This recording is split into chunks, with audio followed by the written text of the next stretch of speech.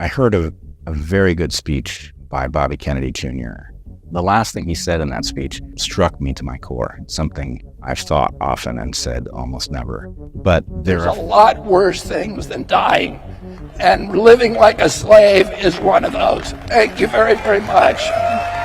And humanity is depending on everybody who has a position from which to see what is taking place, to grapple with what it might mean, to describe it so that the public understands where their interests are. It is depending on us to do what needs to be done if we're to have a chance of delivering a planet to our children and our grandchildren that is worthy of them, if we're going to deliver a system that allows them to live meaningful, healthy lives. We have to speak up. I don't know how to get people to do that. This is really what we call in game theory a collective action problem.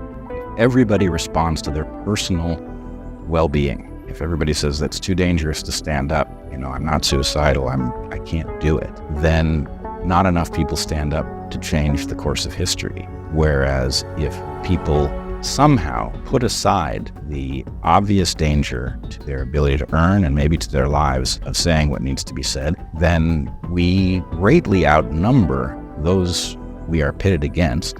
They are ferociously powerful, but I would also point out this interesting error. So I call the force that we're up against Goliath, just so I remember what the battle is.